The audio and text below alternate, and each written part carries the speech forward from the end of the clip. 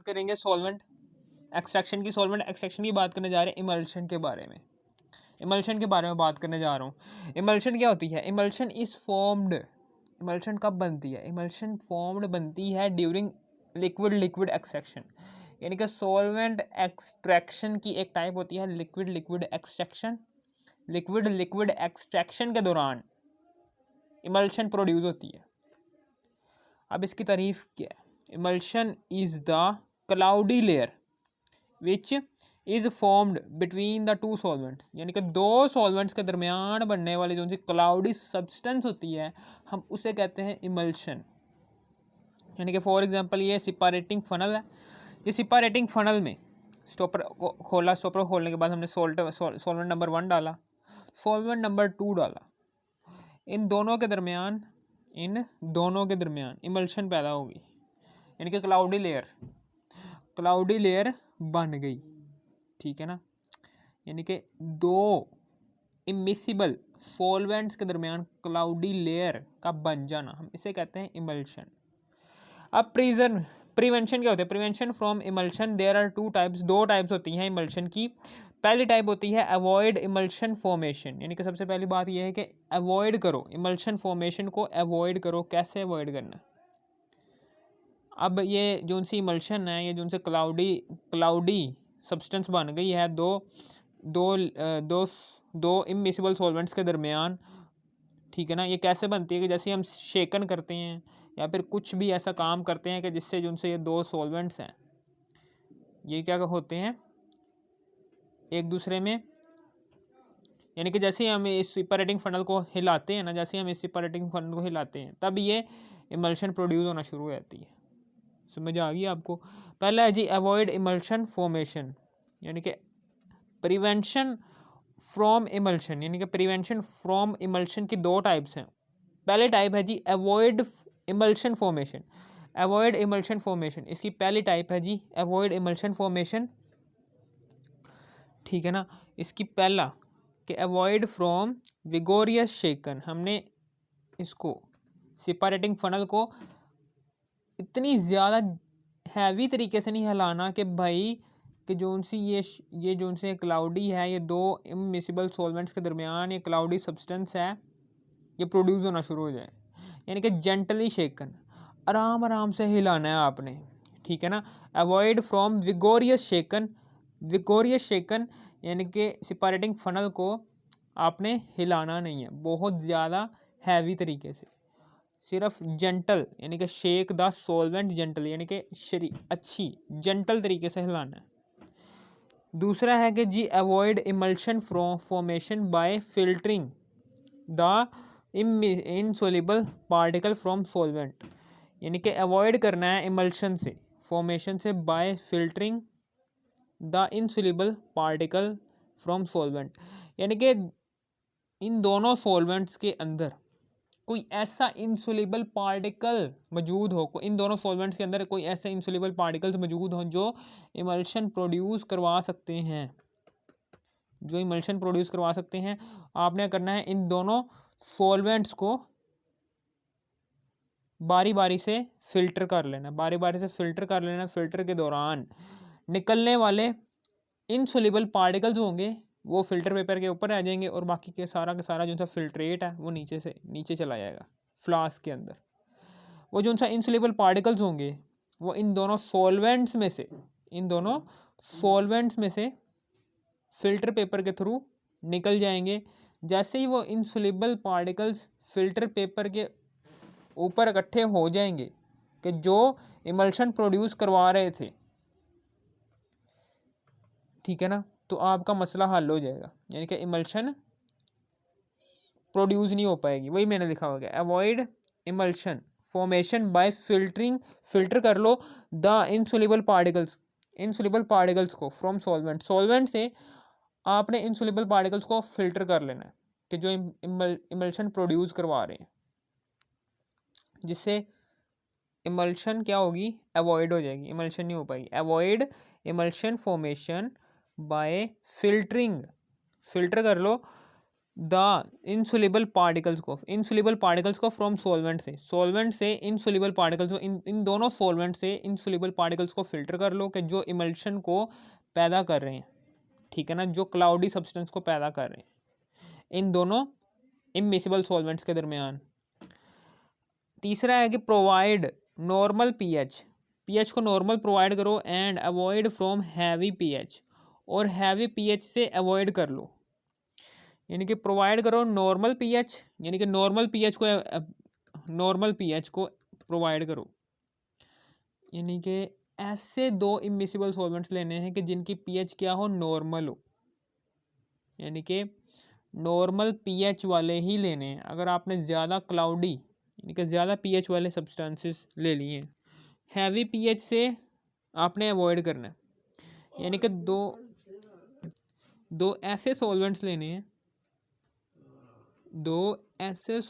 लेने हैं कि जिनकी पीएच वैल्यू क्या हो, कम हो। हैवी पीएच जो सी होगी, हैवी पीएच से आपने अवॉइड करना है। प्रोवाइड नॉर्मल पीएच, यानी कि नॉर्मल पीएच देनी है दोनों सॉल्वेंट्स के लिए जो सी आपने पीएच वैल्यू रखनी है वो नॉर्मल ही रखनी है, ना ज़्यादा कम, ठीक है ना। अगर आप ज़्यादा पीएच रख लेंगे 12, 13, 14 वाले, यानी कि नॉर्मल पीएच प्रोवाइड करनी है, नॉर्मल पीएच ही प्रोवाइड करनी है, हैवी पीएच इन दोनों सॉल्वेंट्स पर प्रोवाइड नहीं करनी, ठीक है ना। हैवी पीएच का क्या होता है कि नुकसान क्या होता है कि इमल्शन प्रोड्यूस हो जाती है। जब आप हैवी पीएच वाले सॉल्वेंट्स लोगे ना तो वो इमल्शन प्रोड्यूस करवा देंगे जो कि आप नहीं चाहते, ठीक है ना। समझ आ गई। यानी कि जो सा ये सॉल्वेंट लोगे पोलर सॉल्वेंट इसकी भी पीएच वैल्यू कम होनी चाहिए। नॉन पोलर सॉल्वेंट की भी पीएच वैल्यू कम होनी चाहिए, यानी कि नॉर्मल ही होनी चाहिए, ना ज़्यादा कम और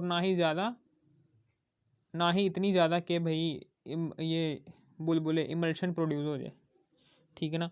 फिर उसके बाद आगे कि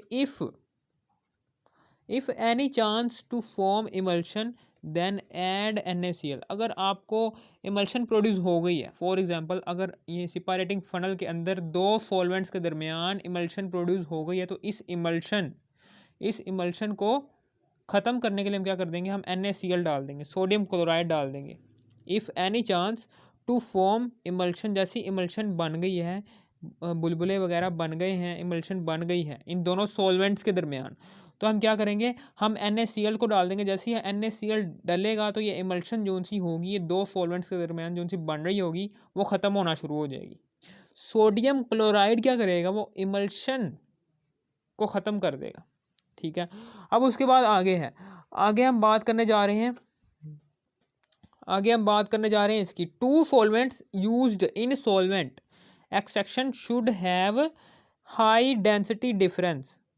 यानी कि दोनों सॉल्वेंट्स के दरमियान डिफरेंस जो उनसे डेंसिटी का होना चाहिए वो बहुत ज़्यादा होना चाहिए। यानी कि एक सॉल्वेंट की डेंसिटी बहुत ज़्यादा होनी चाहिए और दूसरे वाले सॉल्वेंट की डेंसिटी बहुत कम होनी चाहिए। दोनों सॉल्वेंट्स की डेंसिटी में डिफरेंस बहुत ज़्यादा होना चाहिए, ठीक है ना। फॉर एग्जांपल अगर दोनों सॉल्वेंट्स की डेंसिटी क्या हो जाएगी, मैच कर जाएगी। दोनों सॉल्वेंट्स की डेंसिटी क्या कर जाएगी, मैच कर जाएगी, तो ये दोनों सोल्यूबल हो जाएंगे। जैसे ही सोल्यूबल हो जाएंगे तो अब ये जैसे ही सोल्यूबल होंगे दोनों सॉल्वेंट्स, तो क्या हो जाएगा कि पहले इमल्शन प्रोड्यूस हो रही थी इन दोनों सॉल्वेंट्स के दरमियान सिर्फ और सिर्फ एक ही लेयर में, जैसे ही दोनों मिसिबल हो गए तो अब इमल्शन प्रोड्यूस हो जाएगी पूरे के पूरे सेपरेटिंग फनल के अंदर, ठीक है ना। समझ आ गई। और हम ऐसा नहीं चाहते। इमल्शन का नुकसान क्या होता है कि इमल्शन का ये नुकसान होता है कि जैसे ये स्टॉपर को हम हटाते हैं ना, यहाँ से स्टॉपर को जैसे ही हम हटाते हैं तो ये सॉल्वेंट नंबर 1 सारा के सारा बीकर के अंदर गिरना शुरू हो जाता है। लेकिन जैसे ही बीकर के अंदर ये सारा का सारा सॉल्वेंट नंबर 1 गिर रहा होता है ना, तो ये जो उनसी इमल्शन होती है ना, ये इमल्शन क्या करती है, ये हमें अंदाज़ा नहीं होने देती कि भाई ये सॉल्वेंट नंबर 1 ख़त्म हो चुका है या नहीं। यानी कि फॉर एग्जांपल आपने ये सारा का सारा जो सा है ये बीकर के अंदर डाल लिया है। अब इमल्शन वाला पॉइंट आ जाता है, तो इमल्शन क्या करती है, इमल्शन से हमें अंदाज़ा नहीं हो पाता कि सॉल्वेंट नंबर 1 सारा के सारा ख़त्म हो गया है कि नहीं। क्या सॉल्वेंट नंबर 2 शुरू होना है, नहीं। यानी कि इमल्शन क्या करती है, वो सॉल्वेंट नंबर 1 और सॉल्वेंट नंबर 2 के दरमियान बबल्स हो जाते हैं। बबल्स की वजह से सॉल्वेंट नंबर 1 जो सा होगा और सॉल्वेंट नंबर 2 जो सा होगा, ये दोनों सॉल्वेंट्स के दरमियान इमल्शन प्रोड्यूस होने की वजह से ये दोनों सॉल्वेंट्स के दरमियान बुलबुले बन गए हैं। ठीक है ना, ये दोनों सॉल्वेंट्स के दरमियान क्या हो गया, बुलबुले बन गए हैं। इन दोनों सॉल्वेंट्स के दरमियान बुलबुले बन गए हैं, जिसकी वजह से सॉल्वेंट नंबर 1 हम बीकर के अंदर जैसे ही अलग करने की कोशिश करेंगे ना, तो हमें पता नहीं चल पाएगा कि भाई सॉल्वेंट नंबर 1 ख़त्म हो गया है या नहीं। अगर ख़त्म हो गया है, क्या सॉल्वेंट नंबर 2 शुरू हो गया है सॉल्वेंट नंबर 1 के बाद या नहीं। ठीक है ना, इस तरीके से हो जाएगा। डेंसिटी एक सॉल्वेंट की ज़्यादा होनी चाहिए और एक सॉल्वेंट की डेंसिटी कम होनी चाहिए। एक सॉल्वेंट की डेंसिटी कम होनी चाहिए। एक सॉल्वेंट है सॉल्वेंट नंबर 1, इसकी डेंसिटी क्या होनी चाहिए, कम।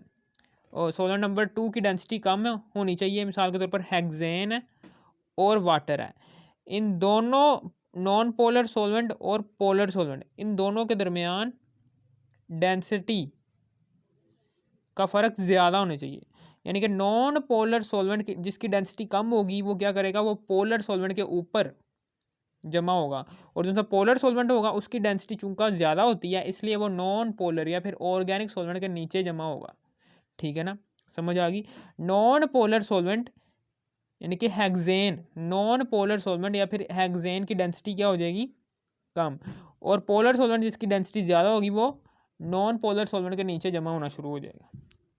इन दोनों सॉल्वेंट्स, ठीक है ना, हेक्सेन और वाटर, ये दो इमिसिबल सॉल्वेंट्स हैं। ये दो इमिसिबल सॉल्वेंट्स के एक की डेंसिटी ज़्यादा है और एक की डेंसिटी कम है। एक दूसरे में डिज़ोल्व नहीं होंगे। जब एक दूसरे में डिज़ोल्व नहीं होंगे, तो इन दोनों के दरमियान एक इमल्शन लेयर बन जाएगी, एक ही बनेगी इमल्शन लेयर। जैसे ही हम सेम डेंसिटी वाले सॉल्वेंट्स को एंटर करवाएंगे इस सेपरेटिंग फनल के अंदर, वो एक दूसरे में हल हो जाएंगे, जिसकी वजह से इमल्शन जो सी प्रोड्यूस होगी वो बहुत ज़्यादा प्रोड्यूस होगी। ठीक है, समझ आ गई। अब हम आगे की बात करने जा रहे हैं कि अवॉइड इमल्शन फॉर्मेशन। हमने इमल्शन फॉर्मेशन को अवॉइड कैसे कर सकते हैं, इन 5 स्टेप से। अब हम इमल्शन को ब्रेक कैसे कर सकते हैं, जो सी इमल्शन है।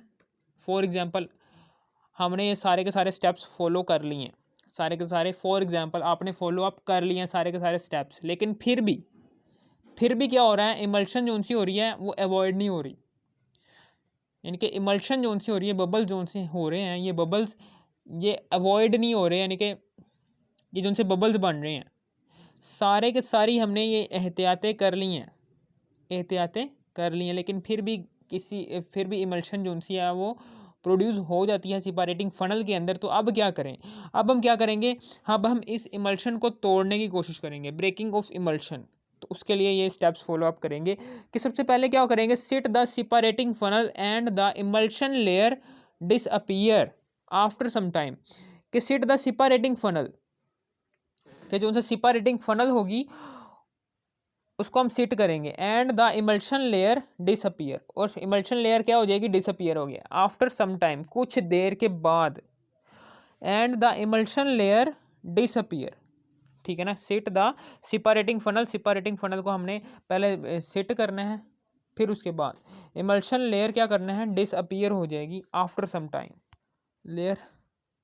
इमल्शन लेयर क्या हो जाएगी, वो डिसअपीयर हो जाएगी। इमल्शन लेयर क्या हो जाएगी, वो डिसअपीयर हो जाएगी। Sit the separating funnel and the emulsion layer disappear after some time, ठीक है ना। यानी कि फॉर एग्जांपल ये जो सी है ये जो सी इमल्शन है ये प्रोड्यूस हो जाती है दो सॉल्वेंट्स के दरमियान। आप क्या करें, आप इमल्शन को ब्रेकअप करने के लिए आप क्या करेंगे, इस सेपरेटिंग फनल को थोड़ी देर के लिए पड़ा रहने देंगे, कहीं ना कहीं थोड़ी देर रखेंगे तो ये सेपरेटिंग फनल के अंदर दो सॉल्वेंट्स के दरमियान मौजूद है ये जो सी इमल्शन है ये अपने आप ही 5 मिनट के बाद, 10 मिनट के बाद, आधे घंटे के बाद ख़त्म हो जाएगी।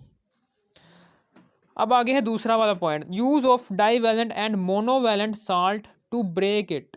हम क्या करें, आप इमल्शन प्रोड्यूस हो चुकी है, आप मोनोवैलेंट साल्ट लें या फिर डाईवैलेंट साल्ट लें, कोई सा भी ऐसा साल्ट लें कि जो मोनोवैलेंट साल्ट जिसके ऊपर चार्ज 1 होता है, जिसकी मेटलिक आयन के ऊपर चार्ज 1 होता है, और डाईवैलेंट साल्ट कि जिसकी मेटलिक आयन के ऊपर चार्ज 2 होता है।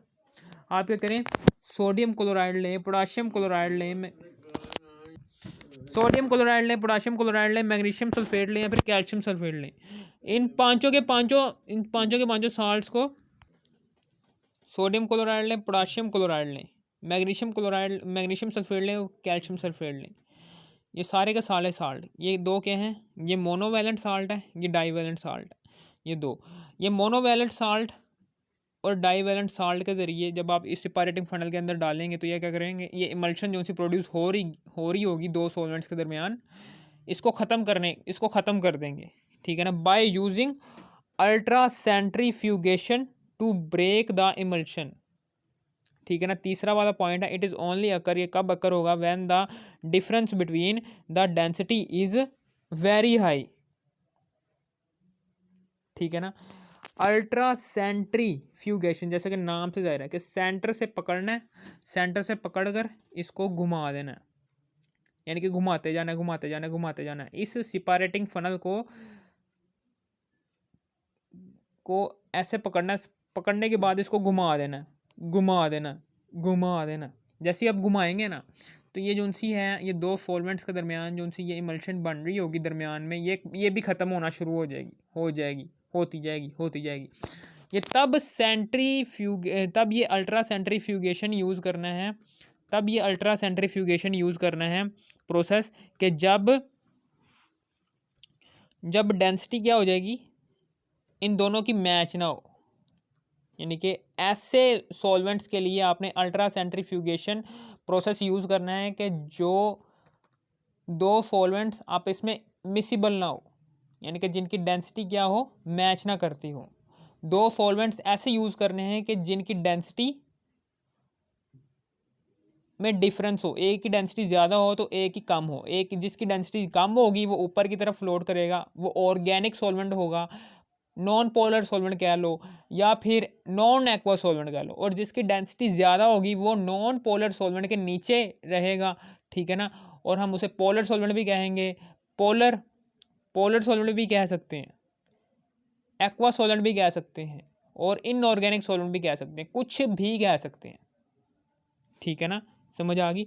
It is only occur when the difference between the density is very high, जब दोनों सॉल्वेंट्स के दरमियान डेंसिटी का डिफरेंस, जाहिर सी बात है अगर डेंसिटी मैच नहीं करेगी दोनों सॉल्वेंट्स की, ठीक है ना, डेंसिटी मैच नहीं करेगी दोनों सॉल्वेंट्स की, तो आप क्या करेंगे, दोनों सॉल्वेंट्स की डेंसिटी का फ़र्क ले लेंगे। जैसे ही दोनों सॉल्वेंट्स की डेंसिटी का फ़र्क ले लेंगे,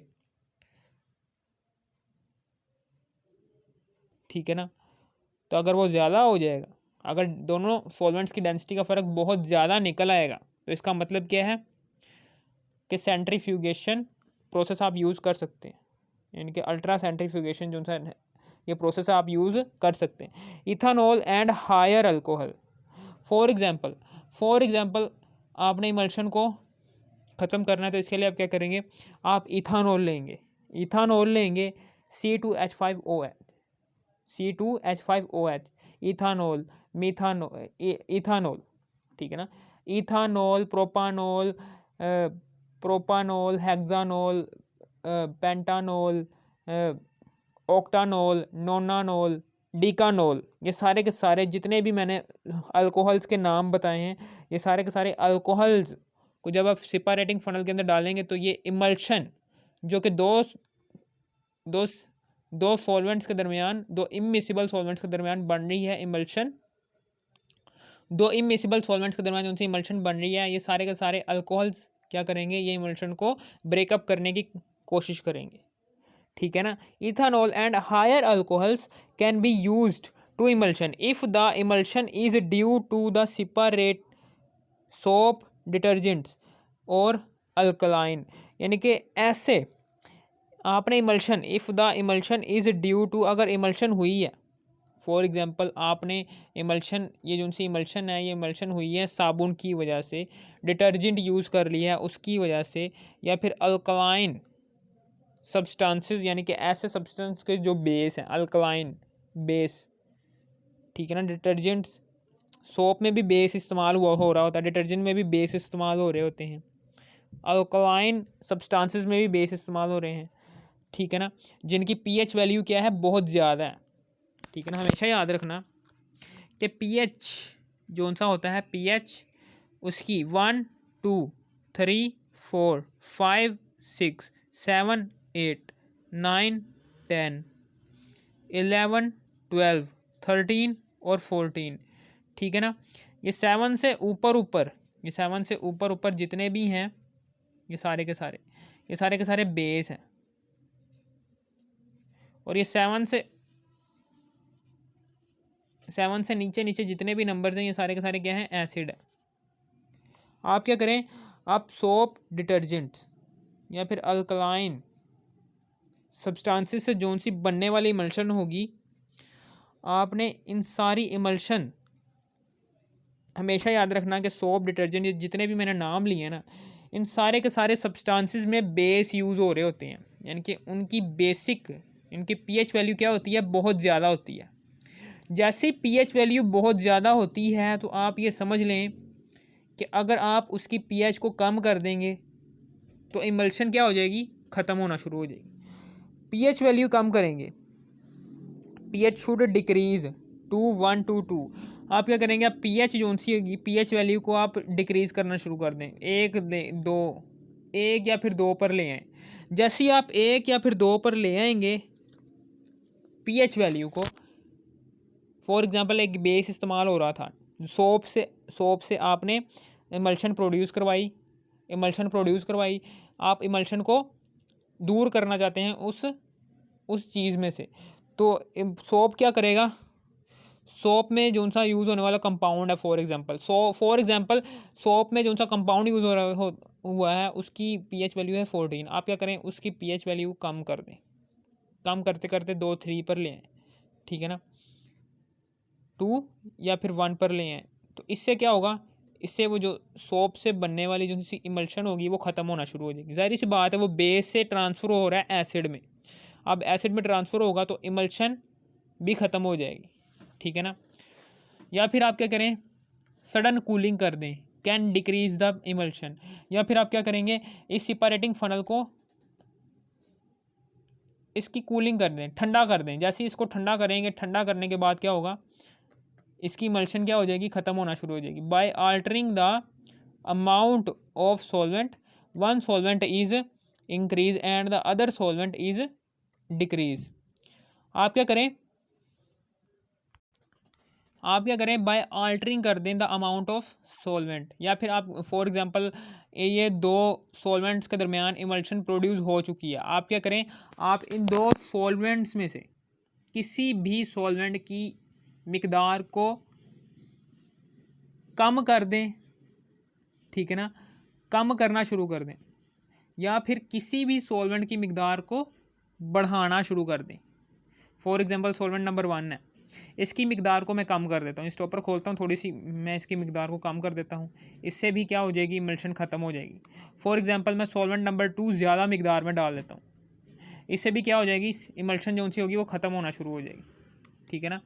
bye altering the amount of solvent, यानी कि अमाउंट ऑफ सॉल्वेंट की अमाउंट को हमने बदल दिया,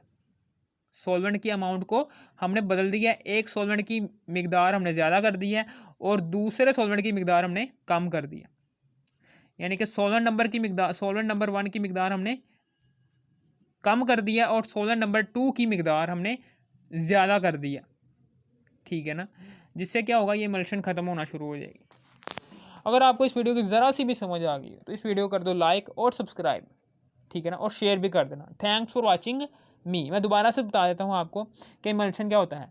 इमल्शन में क्या होता है, इमल्शन में हमने क्या सीखा है कि इमल्शन कब प्रोड्यूस होती है कि जब आपने दो सॉल्वेंट्स लिए हैं, उन दो सॉल्वेंट्स के दरमियान जो उनसी क्लाउडी लेयर बन जाती है, हम उसे कहते हैं इमल्शन।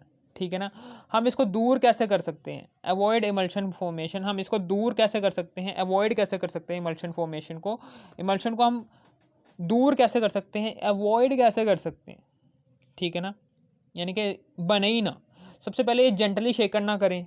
दूसरा स्टेप क्या होगा कि avoid emulsion formation by filtering, या फिर आप इन दोनों सॉल्वेंट्स में, इन दोनों सॉल्वेंट्स के अंदर जो उनसे इमल्शन प्रोड्यूस करने वाले इनसोल्यूबल पार्टिकल्स इनके अंदर मौजूद हैं, उनको फिल्टर करके फिर दोबारा डालें, सॉल्वेंट नंबर 1 को और सॉल्वेंट नंबर 2 को। इन दोनों सॉल्वेंट्स को फिल्टर करने के बाद इन सोल्यूबल पार्टिकल्स को फिल्टर पेपर के थ्रू बाहर निकालने के जो इमल्शन प्रोड्यूस करवा रहे हैं, फिर इंट्रोड्यूस करवा दें इसको सेपरेटिंग फनल के अंदर। फिर सॉल्वेंट नंबर 1 भी आ जाएगा, सॉल्वेंट नंबर 2 भी आ जाएगा। इन दोनों सॉल्वेंट्स को फिर से सेपरेटिंग फनल के अंदर डाल दें। ठीक है ना, समझ आ गई। ये है। या फिर तीसरा ये कि प्रोवाइड पीएच, नॉर्मल पीएच दें। ठीक है ना, यानी कि नॉर्मल पीएच रखें, provide normal pH. Normal pH का मतलब क्या है, पीएच इज इक्वल टू 7 रखें, पीएच 7 रखें। इन दोनों सॉल्वेंट्स की पीएच क्या रखें, 7 रखें। हैवी पीएच पर ना दें। ठीक है ना, अवॉइड फ्रॉम हैवी पीएच। किसी भी सॉल्वेंट की पीएच 7 से ज़्यादा ना हो, 6, 8, 9, 10, 11, 12, 13, 14, यानी कि हैवी पीएच वाले सॉल्वेंट्स जो उनसे हैं वो आप यूज़ ना करें। आप क्या करें, ऐसे सॉल्वेंट्स को यूज़ करवाएं कि जिनकी पीएच वैल्यू नॉर्मल हो, यानी कि 7, पीएच वैल्यू 7 रखने वाले सॉल्वेंट्स को ही आप इस्तेमाल करें। ठीक है ना। For example non polar solvent लेना है जो उनसा आपने ये ऊपर, और जो उनसा पोलर सॉल्वेंट लेना है। इन दोनों सॉल्वेंट्स की पीएच को पहले आपने पीएच स्केल से मापना है। पीएच स्केल अगर आपको बता देता है कि दोनों सॉल्वेंट्स की पीएच वैल्यू नॉर्मल है, तो फिर आपने इन दोनों को इंट्रोड्यूस करवाना है। नॉर्मल पीएच वाले सॉल्वेंट्स लेने हैं। Provide normal pH and avoid from heavy pH. If any chance to form emulsion, अगर कोई भी चांस इमल्शन का बन जाता है, देन ऐड NaCl, तो फिर सोडियम क्लोराइड की मिकदार डाल दें। फॉर एग्जांपल अगर ये इमल्शन प्रोड्यूस हो चुकी है तो आप क्या करेंगे, इमल्शन को दूर करवाने के लिए सोडियम क्लोराइड अंदर डाल देंगे।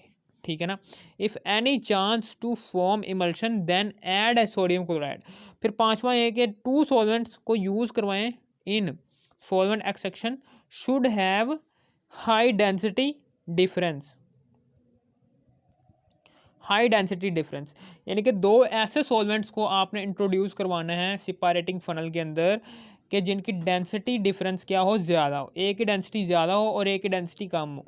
जिसकी डेंसिटी ज़्यादा होगी वो ऊपर की तरफ फ्लोट होगा, जिसकी डेंसिटी कम होगी वो नीचे की तरफ आएगा। जिसकी डेंसिटी ज़्यादा होगी वो अमूमन ऑर्गेनिक सॉल्वेंट होगा, और जिसकी डेंसिटी ज़्यादा होगी वो पोलर सॉल्वेंट होगा, H2O होगा। और जिसकी डेंसिटी कम होगी वो फ्लोट होगा पानी के ऊपर। ठीक है ना, वो होगा ऑर्गेनिक सॉल्वेंट। ठीक है ना। आप इसको ब्रेक, फॉर एग्जांपल आपने ये सारे के सारे स्टेप्स फॉलो अप भी कर लिए, फिर भी आपकी इमल्शन प्रोड्यूस हो रही है, तो फिर आप इसको ब्रेक कैसे करेंगे। इसको ब्रेक करने के लिए आप क्या करेंगे, आप इस सेपरेटिंग फनल को जेंटली ना हिलाएं। आप इसको इस सेपरेटिंग फनल को थोड़ी देर के लिए पड़ा रहने दें, जिससे क्या होगा, ये जो सी लेयर है, ये जो सी सॉल्वेंट, ये जो सी लेयर है, ये जो सी लेयर है, ये वाली, ये अपने आप ही ख़त्म होना शुरू हो जाएगी। ये जो सी लेयर है ये अपने आप ही ख़त्म होना शुरू हो जाएगी, ये जो सी इमल्शन है। या फिर आप क्या करें, डाईवैलेंट कैटायंस, या फिर sodium chloride, potassium chloride, calcium chloride, magnesium sulphate, कुछ भी, कैल्शियम सल्फेट, कोई भी ऐसा साल्ट इंट्रोड्यूस करवा दें सेपरेटिंग फनल के अंदर। मोनोवैलेंट या फिर डाईवैलेंट साल्ट इंट्रोड्यूस करवा दें। वो क्या करेगा, वो इस क्लाउडी चीज़ को अपने आप ही ख़त्म करना शुरू कर देगा। ठीक है ना। बाय यूजिंग, यानी कि डाईवैलेंट और मोनोवैलेंट साल्ट को आप इंट्रोड्यूस करवा दें टू ब्रेक इट ख़त्म करने। बाय यूजिंग अल्ट्रा सेंट्रीफ्यूगेशन, या फिर आप अल्ट्रा सेंट्रीफ्यूगेशन कर दें, या फिर इसको घुमा दें। इसको क्या कर दें, इसको घुमा दें। जैसे ही आप इसको घुमाएंगे, लेकिन इसके लिए क्या होना चाहिए, अल्ट्रा सेंट्रीफ्यूगेशन के लिए ये दोनों सॉल्वेंट्स की डेंसिटी क्या हो जानी चाहिए, इन दोनों सॉल्वेंट्स की डेंसिटी का डिफरेंस ज़्यादा हो, तभी आप अल्ट्रा सेंट्रीफ्यूगेशन का प्रोसेस इस्तेमाल कर सकते हैं। जैसे ही आप इसको घुमाएंगे, इसको घुमाने के बाद क्या होगा कि ये इमल्शन जो सी होगी ये ख़त्म होना शुरू हो जाएगी, ठीक है ना। फिर efficiency, ethanol and higher alcohols, यानी कि इथानॉल, मीथानॉल, ये सारे के सारे जितने भी अल्कोहल्स हैं जब इंट्रोड्यूस करवाएंगे सेपरेटिंग फनल के अंदर, ये अपने आप ही ये इमल्शन को ख़त्म करना शुरू कर देंगे। If the emulsion is due to the soap detergents वगैरह से या फिर अल्कलाइन, यानी कि अगर आपकी इमल्शन हो रही है सोप से, डिटर्जेंट से या फिर अल्कलाइन से, तो फिर आप क्या करेंगे, उस इमल्शन की पीएच वैल्यू को कम कर दें। जैसे ही वो पीएच वैल्यू को कम कर देंगे, वो बेस से एसिड में ट्रांसफ़र होंगे और पीएच आपकी इमल्शन ख़त्म होना शुरू हो जाएगी। या फिर सडन कूलिंग कर दें, ठंडा करना शुरू कर दें, ठीक है ना, ठंडा करना शुरू कर दें, ठीक है ना, इससे भी आपकी इमल्शन ख़त्म हो सकती है। या फिर आप क्या करें, एक सॉल्वेंट की मिकदार को कम कर दें और दूसरे सॉल्वेंट की मिकदार को ज़्यादा कर दें, इससे भी आपकी इमल्शन ख़त्म होना शुरू हो जाएगी। अगर आपको इस वीडियो की ज़रा सी भी समझ आ गई, इस वीडियो कर दो लाइक और subscribe. Thanks for watching me.